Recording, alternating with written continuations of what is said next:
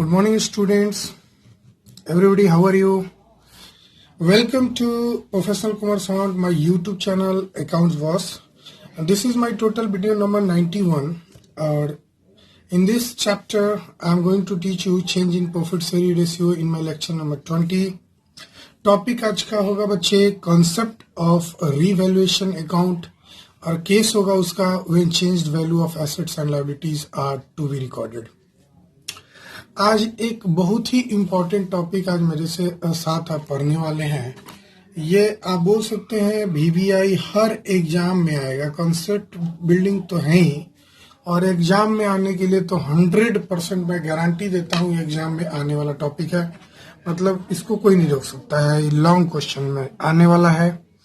और एक और बात बता दूं, ये जो टॉपिक मैं आपको पढ़ा रहा हूँ ये टॉपिक तो हर जगह सेम है, थोड़ा भी चेंज नहीं होगा। चाहे वो change in profit sharing ratio जो हम लोग का करंट चैप्टर है वो है, चाहे एडमिशन ऑफ न्यू पार्टनर वाला चैप्टर है या बच्चे रिटायरमेंट और डेथ ऑफ ए पार्टनर है। इन सारी चैप्टर्स में ये टॉपिक पढ़ना है सेम टू सेम, थोड़ा भी चेंज नहीं। तो कह सकते हैं इस चैप्टर का इम्पोर्टेंस कितना है, आप समझ सकते हैं। इसलिए मैं आपको बता दूं, इसको आप इतने अच्छे से पढ़िए ताकि आप आगे वाले जब चैप्टर से क्वेश्चन बनाए तो इसको पढ़ने की जरूरत नहीं पड़े, फिर से टाइम बर्बाद नहीं करनी पड़े। पढ़ने के लिए तो मैं वहां भी पढ़ाऊंगा लेकिन आपका टाइम व्यर्थ होगा। हम चाहते हैं कि आपका टाइम बहुत बहुमूल्य है, उसको पढ़ने के बजाय उस टाइम में आप दूसरा चीज पढ़ सकते हैं। लेकिन अगर आप नहीं पढ़िएगा तो मैं तो पढ़ाऊंगा, आप वहां भी पढ़ सकते हैं, लेकिन ये एक बेवकूफाना हरकत होगा अगर आप यहाँ कॉन्सेप्ट नहीं क्लियर करते हैं तो। क्लियर है बच्चा? आइए जानते हैं आखिर ये होता क्या है। मैं आपको बता दूं, जब कभी फॉर्म का रिकंस्ट्रक्शन होता है, जब कभी मैंने बोला फॉर्म का रिकंस्ट्रक्शन होता है, फॉर्म का रिकंस्ट्रक्शन होने का मतलब जब कभी हम अपने फॉर्म को दोबारा से तैयार करते हैं, क्रिएट करते हैं। और ये कब होता है बच्चे? जाहिर सी बात है जब कभी फॉर्म में प्रॉफिट शेयरिंग रेशियो में बदलाव हो जाता है तो इन सारी चीजों को हमें करना पड़ता है, फॉर्म का रिकंस्ट्रक्शन करना पड़ता है। वैसे तो फॉर्म का रिकंस्ट्रक्शन बहुत सारे केसेस हमने पढ़ा था, change in profit sharing ratio, admission, retirement, death, amalgamation वगैरह बहुत सारे 4-5 केसेस है जिसमें फॉर्म को रिकंस्ट्रक्ट किया जाता है। वैसे कॉमन सेंस याद रखिएगा, फॉर्म का रिकंस्ट्रक्शन सिर्फ और सिर्फ जब प्रॉफिट शेयरिंग रेशियो में बदलाव हो जाता है, वैसे स्थिति में फॉर्म का रिकंस्ट्रक्शन किया जाता है। ठीक है बच्चा, क्लियर है ना? आगे बढ़े तो हमारा ये टॉपिक उसी पे बेस्ड है बच्चा। यहाँ फॉर्म का रिकंस्ट्रक्शन हो रहा है क्योंकि change in profit sharing ratio का केस है।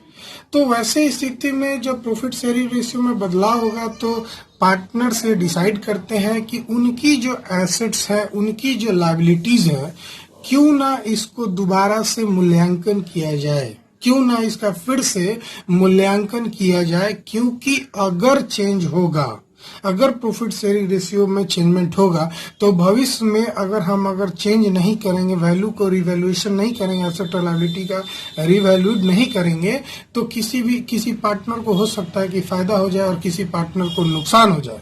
इस नुकसान या फायदा किसी पार्टनर को ना हो, इसके लिए ये एक जरूरी बात है कि जब कभी फॉर्म का रिकंस्ट्रक्शन हो तो उस समय एसेट और लायबिलिटी का दोबारा से मूल्यांकन करके अपने बुक्स ऑफ अकाउंट में रिकॉर्ड कर देना चाहिए। एक अच्छी बात है, ठीक है ना?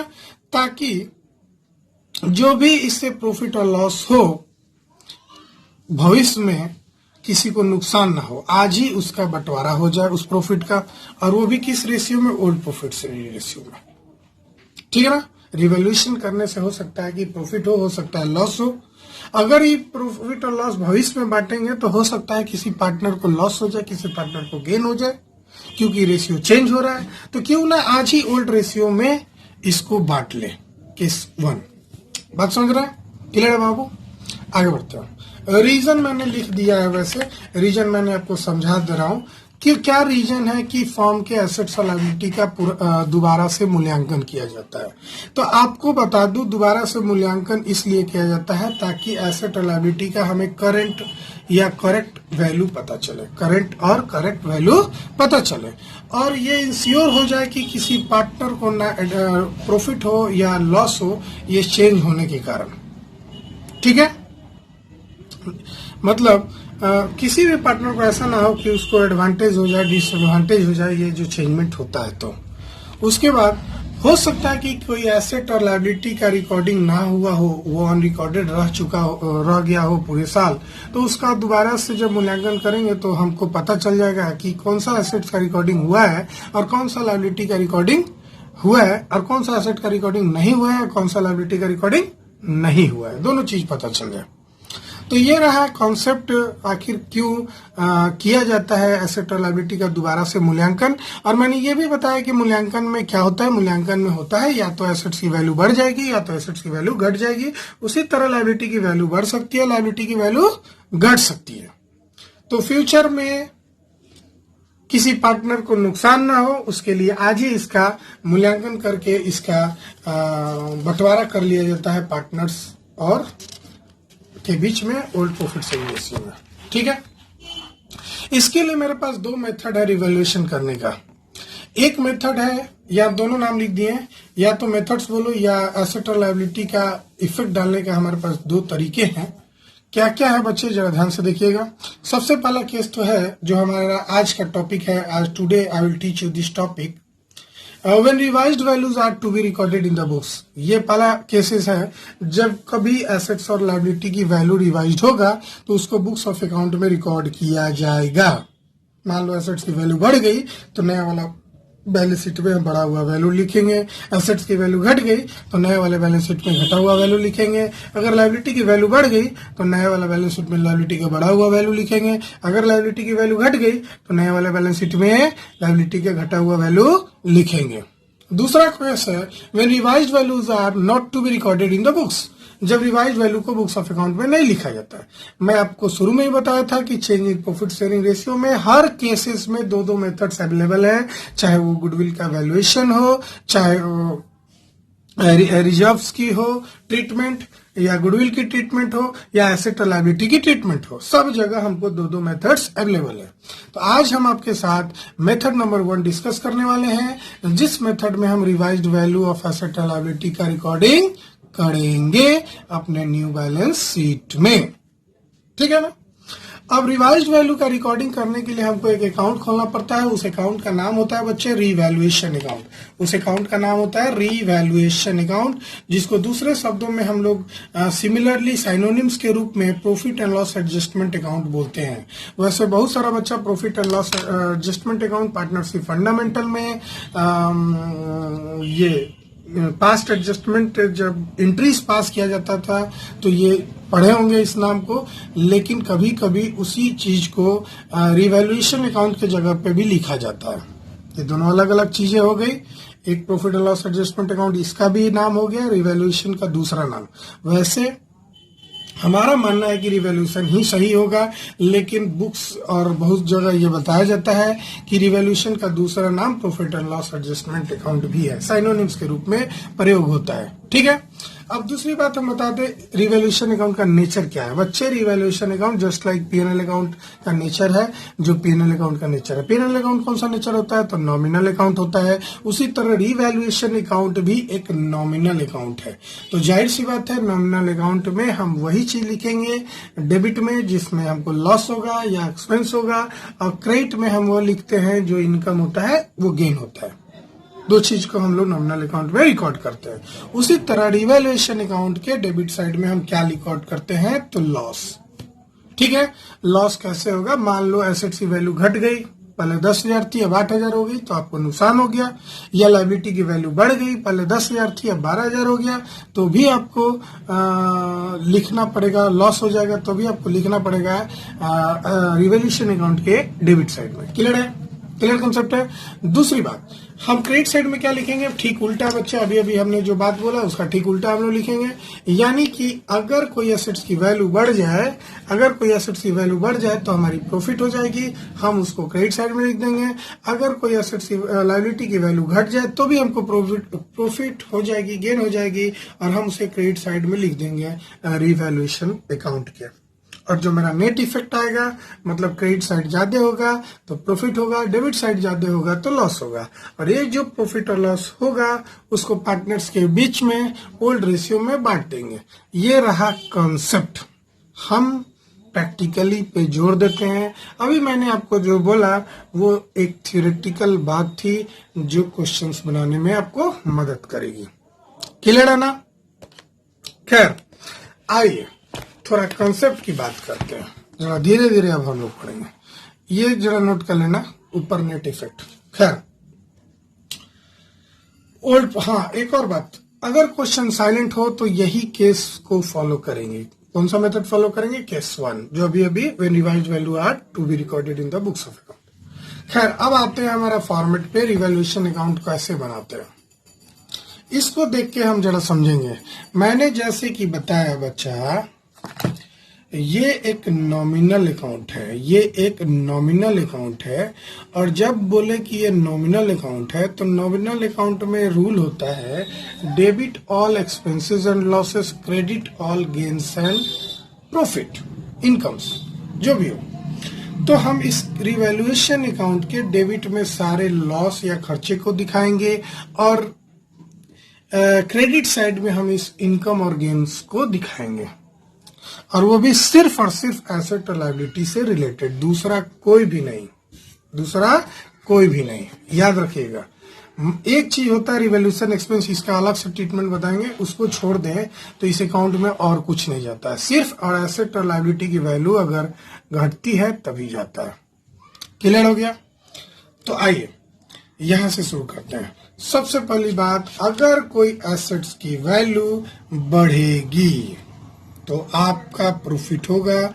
यहां पे लिखना by assets account, by assets account, मतलब जो एसेट्स की वैल्यू बढ़ गई, मान लो बिल्डिंग 10,000 था, उसका वैल्यू बढ़ गया 12,000, तो जो एसेट्स तो नाम है जैसे बिल्डिंग, तो बाई बिल्डिंग अकाउंट। और जितना से बड़ा नेट फिगर लिखेंगे, हमेशा याद रखेगा नेट इंक्रीज लिखेंगे, मतलब हम कह सकते हैं इंक्रीज इन वैल्यू लिखेंगे। क्या लिखेंगे बच्चा? Increase in value. जब भी हमारे वैल्यू में इंक्रीज होगी उतना ही लिखेंगे, सारे फिगर को नहीं लिखेंगे। जो हमारा फिगर बढ़ा, जितना से 10,000 से 12,000 हुआ, तो हम सिर्फ 2,000 का रिकॉर्डिंग करेंगे। और एक मैं बात बता दूं, एग्जाम में लॉन्ग क्वेश्चन तो आना ही आना है इस टॉपिक से, और बहुत सारे बच्चे इस टॉपिक को सही बनाते हैं, कुछ अभी भी विद्यार्थी हैं जो इस टॉपिक को गलत कर देते हैं। तो मैं उनको एकदम दिमाग में बैठाना चाहता हूं, भाई पहले 10,000 का एसेट था, उसका जब मूल्यांकन किया गया दोबारा से, तो आज पता चला कि एसेट की वैल्यू मार्केट में 12,000 है, तो आपको फायदा हो गया। कितने की फायदा हो गया? 2,000 का। तो आप यहाँ पे 2,000 लिख देंगे, सिर्फ 2,000 लिखेंगे। दूसरी बात, सारे एसेट्स, अब एक सारे एसेट्स को देख लेंगे किसकी किसकी वैल्यू बढ़ रही है। ये नहीं कि एक ही एसेट्स हो सकता है, बिल्डिंग हो, फर्नीचर हो, मशीनरी हो, लैंड हो, इन सारी चीजों की एसेट्स की वैल्यू बढ़ रही है तो आप इधर लिख देंगे। बात समझ रहे हैं? दूसरा लिखेंगे बच्चा बाई लायबिलिटीज। अगर कोई लायबिलिटीज की वैल्यू घट जाए, ठीक है, बाई लायबिलिटीज अकाउंट, अगर किसी लायबिलिटी की वैल्यू घट जाए, इंडिविजुअली लिखेंगे बच्चा, हम बार बार बता रहे हैं इंडिविजुअली लिखेंगे, सारे एसेट्स को इकट्ठा नहीं लिखेंगे, आप अलग अलग लिखेंगे, लैंड को अलग लिखेंगे, बिल्डिंग को अलग लिखेंगे, मशीनरी को अलग लिखेंगे, प्लांट को अलग लिखेंगे, जितने एसेट्स होंगे उनको अलग अलग लिखेंगे। उसी तरह लायबिलिटी को भी अलग अलग लिखेंगे। यहाँ पे हो सकता है ब्रैकेट में लिख देते हैं डिक्रीज इन वैल्यू, जितने से घट गया। मान लो कोई लायबिलिटी था बिल्स पेबल, उसकी वैल्यू 10,000 थी, अब घट के हो गई 8,000, तो मान लो 9,000 थी, घट के हो गई 7,000 8,000, 1,000 से घटा रहे हैं। तो 1,000 से जब घट गई तो आपको प्रॉफिट हो गया ना। अब तो पेमेंट उतना नहीं करना पड़ेगा। आपकी लायबिलिटी थी 9,000, अभी उसकी वैल्यू 8,000 हो गई। पहले पेमेंट करना था 9,000, जब मूल्यांकन किया गया तो अब आपको पेमेंट 8,000 करना है, 7,000 करना है, जो भी हो XYZ। तो जब घटेगा तो आपको फायदा होगा। तो हमने एज्यूम फिगर लिया है, ये अपने मन से लिया है बस समझाने के लिए 1,000। ठीक है बच्चा। अब जरा ध्यान से देखना, ये तीसरा पॉइंट जो हम बताने जा रहे हैं, इसी में बच्चे परेशान हो जाते हैं। Unrecorded asset. जैसे कि एक कहानी सुनो। मान लेते हैं आपका जो फर्म है, कोई भी फर्म, आपका जो फर्म है बच्चे, थोड़ा सा पेज ले लें हम। आपका एक फर्म है बच्चा जिसका नाम है AB फर्म, ठीक है। और वो फर्म जो है ये 2019-20 में बहुत अच्छा परफॉर्मेंस किया, बहुत अच्छा परफॉर्मेंस किया। उसको ऑल इंडिया एंटरप्रेन्योर एसोसिएशन के तरफ से गोल्ड मेडल मिला। किसके तरफ से? ऑल इंडिया, चाहे चलो प्राइम मिनिस्टर के तरफ से फास्टेस्ट ग्रोइंग फर्म के नाम पर आपको गोल्ड मेडल मिला। आपने उस गोल्ड मेडल को लाया, चूंकि ये फर्म का प्रॉपर्टी है, और ला के अपने फर्म के गोदरेज में रख दिया, लॉक कर दिया। बात समझना मैं करना क्या चाह रहा हूं? गोदरेज में ला के लॉक कर दिया। अब आप एसेट्स की वैल्यूएशन लगा रहे हैं, चूंकि अब आपका प्रॉफिट शेयरिंग रेशियो बदल चुका है। अब एसेट्स की वैल्यू लगा रहे आपको किसी पार्टनर्स को ये मेडल दिख गया। अब चूंकि ये मेडल फर्म के लिए एसेट है, वो लाया और बोला कि भाई ये देखो, इसका तो हम लोग रिकॉर्डिंग ही नहीं किए हैं, ये तो हमारा गोल्ड है, प्योर गोल्ड है, आज न कल ये हमको फायदा पहुंचाने वाला है। गोल्ड तो एसेट होता है, तो क्यों ना इसकी वैल्यू को निकाल के और हम इसको रिकॉर्ड कर दें। सर पार्टनर्स ने एग्री किया कि भाई अरे ये तो अनरिकॉर्डेड है, चलो इसको रिकॉर्ड कर दिया जाए। ऐसा बहुत सारी चीज हो सकते हैं बच्चे। जैसे मान लेते हैं आपसे कोई सामान उधार खरीद के ले गया था और आप भूल गए थे उसका बुक्स ऑफ अकाउंट में लिखना। आपसे कोई उधार परचेज लेके गया था और आप बुक्स ऑफ अकाउंट में लिखना भूल गए थे। जब मूल्यांकन किए तो पता चला कि जेट जो है हमसे उधार सामान खरीद के ले गया है और वो मेरा डेटर है, हमने उसका रिकॉर्डिंग नहीं किए हैं।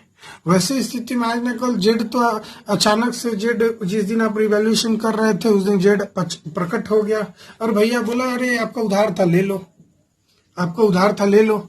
आपको तो अपना एसेट मिल गया है ना, डेटर से पैसा मिल गया, चाहे कुछ पैसा मिला, कुछ अभी बाकी है, बाद में मिल जाएगा। तो वैसे स्थिति में आपको अचानक से ख्याल आ गया अरे जेड का तो हमने बुक्स ऑफ अकाउंट में रिकॉर्डिंग ही नहीं किया है। तो ये सब चीजें जो होती है वो अनरिकॉर्डेड एसेट्स के एग्जाम्पल्स होते हैं। तो क्वेश्चन में अनरिकॉर्डेड क्लियरली वर्ड लिखा रहेगा कि ये रहा अनरिकॉर्डेड एसेट। तो जब कभी अनरिकॉर्डेड एसेट होगा तो जाहिर सी बात है एसेट्स बढ़ेगा। भाई डेटर आपका अचानक से आ जाए तो आपको तो पैसा देगा, तो आपका एसेट्स बढ़ेगा। आपको मेडल अचानक से दिख जाए तो वो तो आपका एसेट बढ़ा दिया। तो जब भी एसेट्स बढ़ेगा तो आपकी वैल्यू फर्म को गेन हो जाएगा। तो यहाँ पे लिख देंगे, मान लेते हैं 2,000 का एसेट्स आपका बढ़ गया, अनरिकॉर्डेड था, एसेट्स बढ़ गया तो फायदा हुआ ना, तो हम इधर लिख दिए। उसी प्रकार से जरा देखना, आपका कोई एसेट्स की वैल्यू घट गई। इंडिविजुअल एसेट्स लिखना है बच्चा, फिर से बता रहे हैं, ऐसा नहीं कि एक ही में लिख देना। एसेट्स की वैल्यू घट गई। मान लेते हैं आपका प्लांट का वैल्यू पहले था 15,000, अब वो घट के हो गया 14,000। पहले था 15,000, घट के हो गया 14,000, डिक्रीज इन वैल्यू। तो कितना से घट गया? 1,000 से घट गया। तो आपको नुकसान हो गया ना। तो नुकसान को कहाँ लिखेंगे? डेबिट साइड में। किसके डेबिट साइड में? रिवैल्यूएशन का। जितना से घटेगा सिर्फ उतना ही लिखेंगे, एकदम याद रखेंगे ये बात को। अचानक से मान लो कोई लायबिलिटी आपका बढ़ जाए, आपको बिल्स आउटस्टैंडिंग एक्सपेंस था, आपको देना था 1500, अब उसकी वैल्यू हो गई 2000। अब उसकी वैल्यू हो गई 2000, मतलब आपकी वैल्यू बढ़ गई, इंक्रीज कर गई। Increase in amount on reassessment of liability. Liability का आपने रीअसेसमेंट किया, मतलब रिवैल्यूएशन किया। रीअसेसमेंट तो लायबिलिटी के लिए वर्ड होता है बच्चे। तो जब कभी आपने लायबिलिटी का रीअसेसमेंट किया, दोबारा से मूल्यांकन किया, वैसे स्थिति में आपको पता चला कि आपकी लायबिलिटी बढ़ गई। आउटस्टैंडिंग एक्सपेंस 1500 था, अब हो गया 2000, 500 से बढ़ गया। और जब भी 500 से लायबिलिटी बढ़ेगा तो फर्म के लिए नुकसान हो जाएगा, और नुकसान किधर लिखाएगा? नॉमिनल अकाउंट के डेबिट साइड में। उसी प्रकार कोई अनरिकॉर्डेड लायबिलिटी हो जाए, जैसे कि अचानक से आप रिवैल्यूएशन जिस दिन कर रहे हैं उस दिन आपका कोई क्रेडिटर आ जाए और बोले भाई हमको पेमेंट कर दो, भाई हमारा पेमेंट कर दो, और आपने हिसाब किताब निकालना शुरू किया और उस क्रेडिटर का नाम नहीं याद है, लेकिन ये याद है हाँ इससे हमने उधार सामान खरीदा था, लेकिन आपको याद नहीं है कितने का खरीदा था, उसके पास लेकिन प्रूफ है, आपने बुक्स ऑफ अकाउंट में रिकॉर्ड ही नहीं किया है। तो वो तो अपना डॉक्यूमेंट दिखाया, देख भाई तुम्हारे नाम का मैंने तुम्हें उधार सामान बेचा था। तो आपकी क्रेडिटर उस समय बढ़ गया, अचानक से क्रेडिटर आ गया तो आपका लायबिलिटी बढ़ गया। लायबिलिटी बढ़ेगा तो फर्म के लिए नुकसान होगा। उसी को बोलते हैं अनरिकॉर्डेड लायबिलिटी, मतलब जिसका रिकॉर्डिंग आप पहले से नहीं कर रखे हैं, बाद में आपको पता चलता है कि आपकी लायबिलिटी है तो वो बढ़ गई। तो वैसे स्थिति में नुकसान होगा, नुकसान रिवैल्यूएशन अकाउंट के डेबिट साइड में लिख देंगे। ठीक है बच्चों, दो चीज जो हम ब्लैक पेन से लिख रहे हैं इसको हम अलग से बताएंगे। अभी बस याद रखो यहाँ जो लिख रहे हैं, पार्टनर्स कैपिटल हम लिख रहे हैं, ब्रैकेट में रेमुनरेशन लिख रहे हैं बच्चे। इसको हम एकदम अच्छा से समझाएंगे, इसलिए ध्यान मत देना अभी, बस ये ऐसे ही लिख लेना। फिर यहाँ एक और चीज लिख रहे हैं, टू कैश या बैंक, ब्रैकेट में हम एक्सपेंस लिख रहे हैं, इसको भी अभी ध्यान नहीं देंगे, इसकी ट्रीटमेंट हम अलग से बताएंगे। खैर मान लेते हैं इन दोनों मिला के हमारे पास 500 रुपया था, अभी फिगर ले लो। तो वैसे स्थिति में जरा देखो तो आपको प्रॉफिट हुआ कि लॉस हुआ? क्या हुआ बाबू भाई? इधर का जोड़े तो 3 2 5,000 हुआ, और चूंकि इधर का वैल्यू ज्यादा है, जरा जोड़ लो, इधर का वैल्यू देखो बच्चा 5,000 है, 2 2 4 1 5, और इधर का वैल्यू जोड़े तो 1 2 2,500 है, यानी कि 50,000 मैंने लिख दिया। क्या ये 5,000 है बच्चे? ठीक है 5,000 है, तो इधर भी हम 5,000 लिख दिए। जो ज्यादा होता है हम दोनों तरफ लिख देते हैं, रूल समझते हैं ना? जो भी ज्यादा होता है हम दोनों तरफ लिख देते हैं।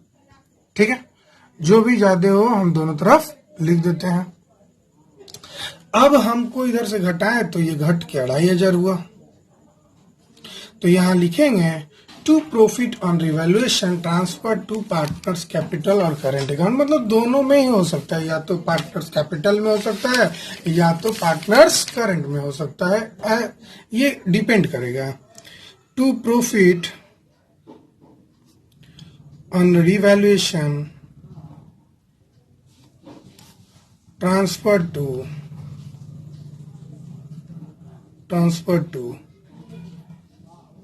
Partners capital account, partners capital account. मान लेते हैं आपका 2 पार्टनर था ए और बी, और इक्वल पार्टनर था, ओल्ड रेशियो इन लोग का इक्वल था, तो 1250 और 1250 2,500 हो जाएगा। ठीक है बच्चा, कंसेप्ट समझ गए? मतलब रिवैल्यूएशन अकाउंट बनना सीख गए। तो आपको क्रेडिट साइड में क्या लिखना है? जब कभी एसेट्स और लायबिलिटी की वैल्यू बढ़ने से प्रॉफिट होगा वो क्रेडिट साइड में लिख देंगे, एसेट्स की वैल्यू बढ़ने और लायबिलिटी की वैल्यू घटने। और जब कभी एसेट्स की वैल्यू घटने और लायबिलिटी की वैल्यू बढ़ने से नुकसान होगा, उसको आप डेबिट साइड में लिखेंगे और आपस में इन दोनों को घटा देंगे। अगर इधर ज्यादा होगा तो ये लॉस हो जाएगा और इधर ज्यादा होगा तो प्रॉफिट होगा। तो हमारे केस में क्रेडिट साइड ज्यादा था, मैं यहाँ लिख देता हूँ, in our case credit side is debit more than debit, so हमको हो गया प्रॉफिट। लेकिन कोई जरूरी नहीं है, आपको हो सकता है कि क्रेडिट साइड कम हो जाए और डेबिट साइड ज्यादा हो जाए, तो इस केस में आपको हो जाएगा लॉस। और एक बात याद रखिएगा, ये जो लॉस है या प्रॉफिट है, ये हमेशा ओल्ड प्रॉफिट शेयरिंग रेशियो में डिस्ट्रीब्यूट किया जाता है। किस रेशियो में बांटा जाता है बच्चे? Old profit sharing ratio. जो हमारा ओल्ड प्रॉफिट शेयरिंग रेशियो है उसी में बांटा जाता है।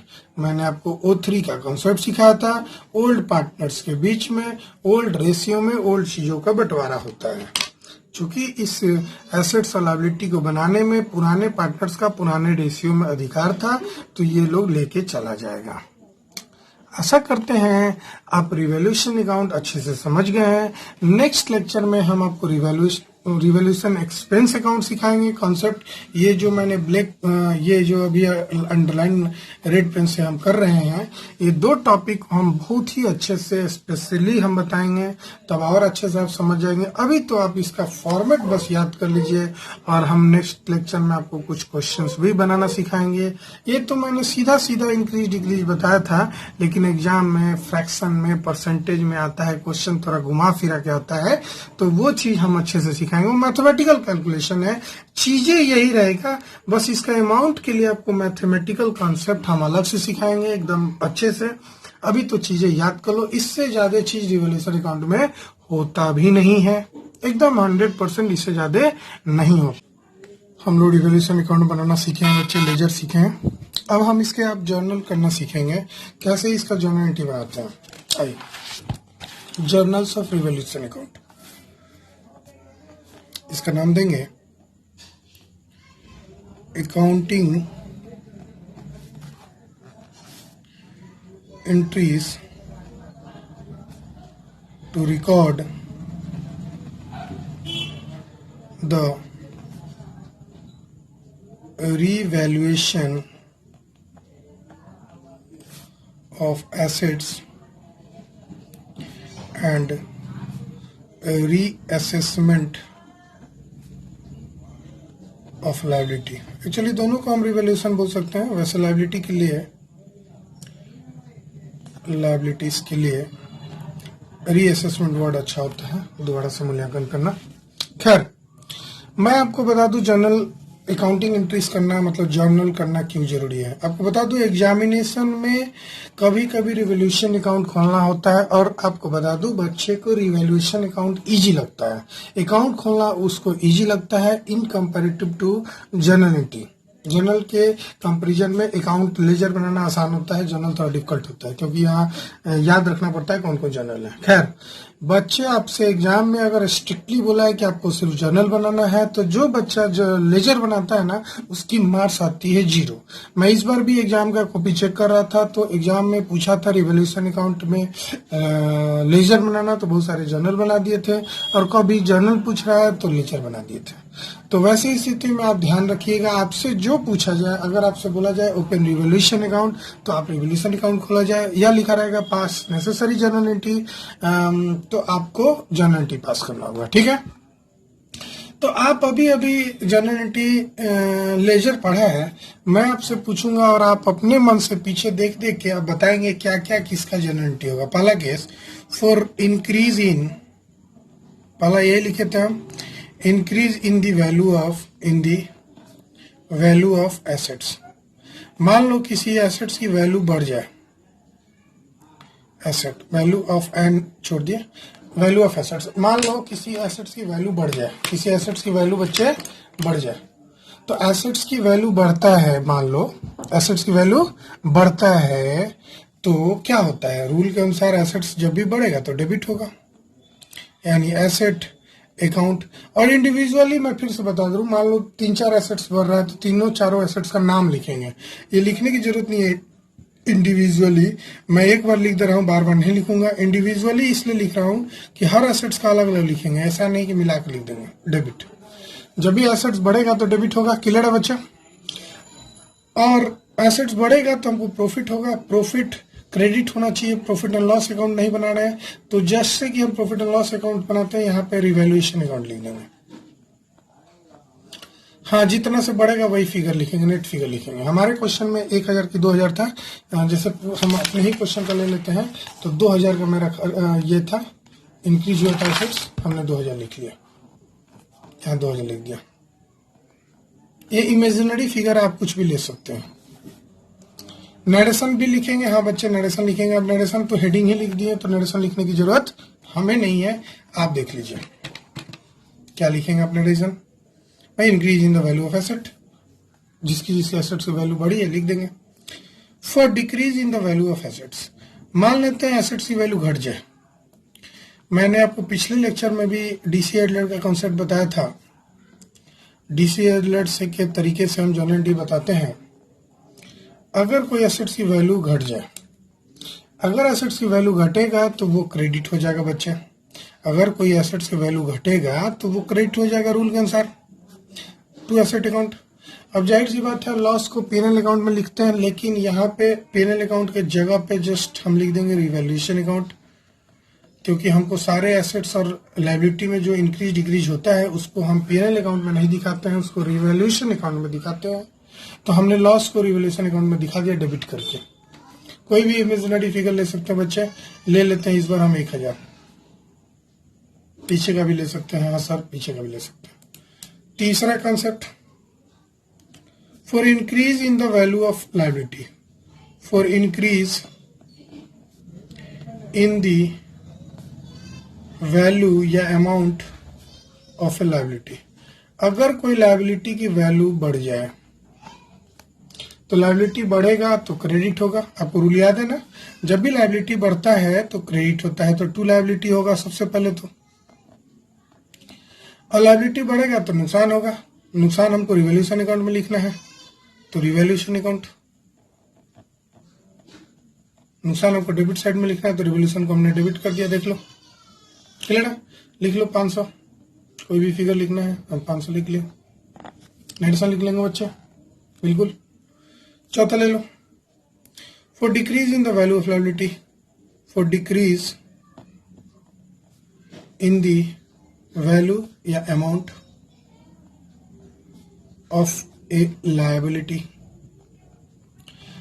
अगर कोई लायबिलिटी की वैल्यू घट जाए, लायबिलिटी की वैल्यू घटेगा तो वो डेबिट हो जाएगा। लायबिलिटी घटता है तो क्या होता है, डेबिट।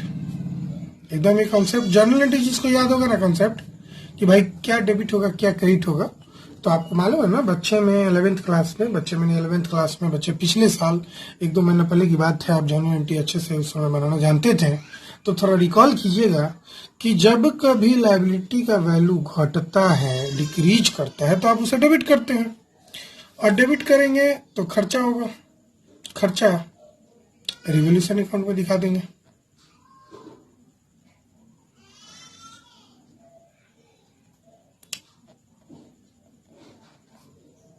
फायदा होगा, सॉरी क्रेडिट में दिखा देंगे, हम खर्चा बोल दिए।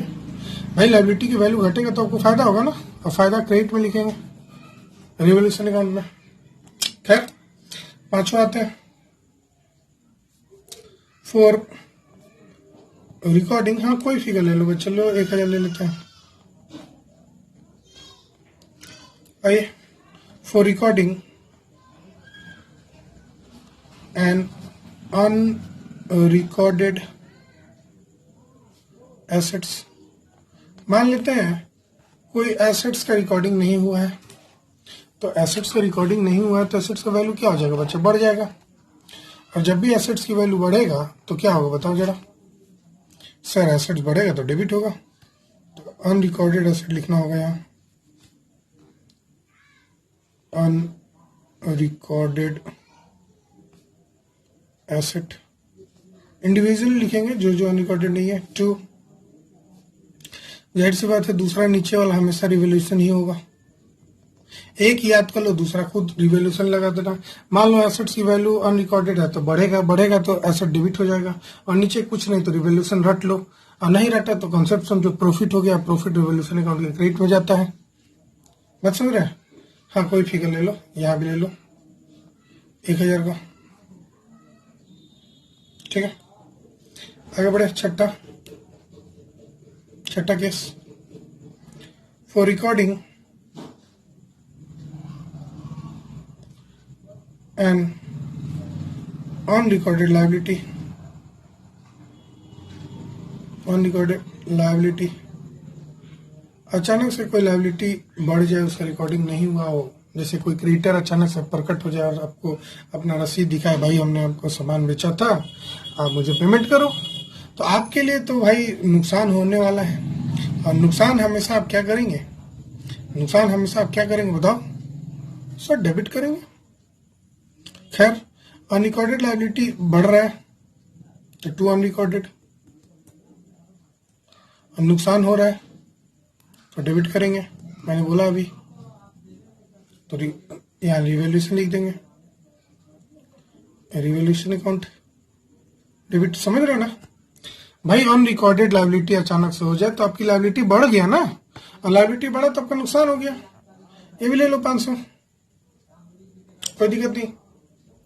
ठीक है, अब क्या करो, सातवां एंट्री। अभी हम सातवां एंट्री इस क्वेश्चन के बेसिस पर बनाते हैं। अब जितने भी रिवॉल्यूशन आपके क्रेडिट में है उनको एक तरफ जोड़ो। चलो जोड़ते हैं। रिवॉल्यूशन क्रेडिट में 2000, रिवॉल्यूशन क्रेडिट में 1000, रिवॉल्यूशन क्रेडिट में 1000 4000। अब रिवॉल्यूशन डेबिट में अलग जोड़ो, तो रिवॉल्यूशन डेबिट में 1000, रिवॉल्यूशन डेबिट में 500, रिवॉल्यूशन डेबिट में 500। बात समझ रहा है? अलग अलग जोड़ लिए हम। जितने भी रिवॉल्यूशन डेबिट में है अलग जोड़ लो, रिवॉल्यूशन क्रेडिट में है अलग जोड़ लो। मैं फिर से जोड़ लूं तो क्रेडिट वाला आप देख रहे हैं 2000, 1000, 3000 और एक 4000। अगर हम डेबिट वाला बोले तो 1000, 500 और 500। ठीक है, तो 2000। बात समझ रहे हैं? तो 4000 मेरा क्रेडिट साइड में है रिवॉल्यूशन, मैं यहाँ लिखूं जरा समझा दूं। 4000 मेरा क्रेडिट साइड में रिवॉल्यूशन नजर आ रहा है, रिवॉल्यूशन क्रेडिट में 4000 है, और 2000 मेरा डेबिट साइड में नजर आ रहा है। अब बताओ रिवॉल्यूशन किधर कम है, डेबिट में की कम है कि क्रेडिट पे? सर रिवॉल्यूशन डेबिट में है, तो जब भी रिवॉल्यूशन डेबिट में होगा तो रिवॉल्यूशन को डेबिट लगा दो। एंट्री रटवा रहे हैं आपको, हाँ एकदम रटवा रहे हैं, रट लो। जिधर शॉर्टेज है, रिवॉल्यूशन डेबिट वाला कम था तो रिवॉल्यूशन डेबिट में कर दो, क्योंकि रिवॉल्यूशन का डेबिट और क्रेडिट बराबर होना चाहिए। जितना से शॉर्टेज था लिख दो 2000। अब जाहिर सी बात है डेबिट वाला ज्यादा कम पड़ गया था, क्रेडिट वाला ज्यादा हो गया था, है ना? डेबिट वाला क्या हो गया था बच्चा, बोलो? कम पड़ गया था और क्रेडिट वाला ज्यादा हो गया था। तो आपने रिवॉल्यूशन क्या किया, डेबिट हो गया। देखो जरा, क्योंकि डेबिट वाला कौन था। और यहाँ लगा दो बच्चे 2 पार्टनर्स कैपिटल अकाउंट। मान लेते हैं मेरे पास 2 पार्टनर था, यहाँ कैपिटल में करंट भी हो सकता है फिक्स्ड और फ्लक्चुएटिंग के कारण। 2 बीस कैपिटल अकाउंट, 2 पार्टनर था बच्चे, इक्वल पार्टनर, 1000 लेके चला गया। तो ये केस हो गया फॉर ट्रांसफर ऑफ बैलेंस, कौन सा? प्रॉफिट वाला, मतलब क्रेडिट वाला, credit balance to partners capital account. ठीक है, हमारा केस था, वैसे हमारे केस में ये था बच्चे, फॉर ट्रांसफर ऑफ बैलेंस, जैसे क्रेडिट बैलेंस था टू पार्टनर्स कैपिटल अकाउंट। आपने देखा था ना रिवॉल्यूशन का डेबिट और क्रेडिट हमने कैसे मिलाया। आप ऐसे 1 by 1 भी कर सकते हैं। रिवॉल्यूशन क्रेडिट में 2000, डेबिट में 1000, घट के हो गया 1000, फिर रिवॉल्यूशन डेबिट में 500 तो फिर घट के हो गया 500, फिर रिवॉल्यूशन क्रेडिट में तो बढ़ गया 1000 से 1500, फिर रिवॉल्यूशन क्रेडिट में 1000 तो हो गया 2500, फिर रिवॉल्यूशन डेबिट में 500 तो फिर घट के 2000। यानी रिवॉल्यूशन हमारा डेबिट साइड में कम है, तो बैलेंस करने के लिए हम रिवॉल्यूशन अकाउंट को डेबिट साइड में लिख दिया। ठीक है, वैसे ऐसे भी समझ लो। जब कभी फॉर्म प्रॉफिट होगा, प्रॉफिट कब होगा? जब क्रेडिट साइड ज्यादा होगा डेबिट साइड से। जब कभी प्रॉफिट होगा तो पार्टनर्स का कैपिटल बढ़ेगा तो क्रेडिट करेंगे। ये भी एक रूल है। बहुत सारे रूल्स आप समझ सकते हैं। It depends upon you how you are understanding. यहाँ पार्टनर्स का कैपिटल बढ़ रहा है, बढ़ेगा तो क्रेडिट होगा और ऊपर लिख देंगे रिवोल्यूशन अकाउंट। अगर बच्चे इसी केस में लॉस हो जाता, जो हमारा नहीं था, लेकिन एंट्री तो समझाना है, फॉर ट्रांसफर ऑफ लॉस ये कब होगा, if total of debit side is more than the total of credit side, bracket में नेट लॉस। और जाहिर सी बात, लॉस होगा तो ना ये रिवर्स एंट्री हो जाएगा। रिवर्स मतलब कब हुआ, तो जब डेबिट ज्यादा हो गया और क्रेडिट कम हो गया, डेबिट ज्यादा हो गया और क्रेडिट कम हो गया। तो जब भी डेबिट में रिवोल्यूशन ज्यादा है तो रिवोल्यूशन क्रेडिट में एक चाहिए, तो 2 रिवोल्यूशन क्रेडिट में लिख दो। रटने का कॉन्सेप्ट क्या है, बस देख लो कि जर्नलिटी को देख के बना रहे हैं, तो जर्नल में रिवोल्यूशन डेबिट में लिखा होगा, जर्नल में रिवोल्यूशन क्रेडिट में लिखा होगा। तो अगर डेबिट वाला ज्यादा है तो क्रेडिट वाला कितना कम है उतने से फिगर यहाँ लिख देंगे। और ऊपर कुछ नहीं समझ में आ रहा तो पार्टनर्स कैपिटल लगा देंगे। मान लो ए और बी 2 पार्टनर था तो 2 पार्टनर्स का नाम लिख देंगे, 3 पार्टनर होगा तो 3 पार्टनर्स का नाम लिख देंगे, 4 पार्टनर होगा तो 4 पार्टनर्स का नाम लिख देंगे। और हमेशा किस रेशियो में करेंगे, रेशियो तो मैंने लिखा ही नहीं भाई, ये हमेशा ओल्ड रेशियो में होता है। ये हमेशा किस में होता है, ओल्ड रेशियो में, चाहे प्रॉफिट हो या लॉस हो, दोनों में। हमने यहाँ भी ओल्ड रेशियो लिया था, ये भी ओल्ड ही रेशियो है बच्चा, ये हमेशा ओल्ड रेशियो में होता है, याद रखना। क्लियर है? तो आशा करते हैं रिवोल्यूशन के full concept ledger plus journal आप अच्छे से समझ गए हैं। प्लीज मेरे वीडियो को लाइक कीजिए, शेयर कीजिए, सब्सक्राइब कीजिए, कमेंट कीजिए और मुझे मोटिवेट करते रहिए। कमेंट करके आप क्वेश्चन पूछ सकते हैं, व्हाट्सएप नंबर मैंने दे रखा है, तो प्लीज मेरे साथ बने रहें।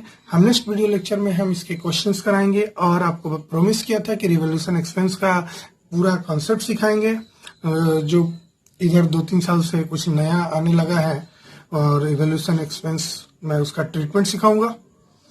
तब तक के लिए मेरे साथ बने रहे, बाय बाय।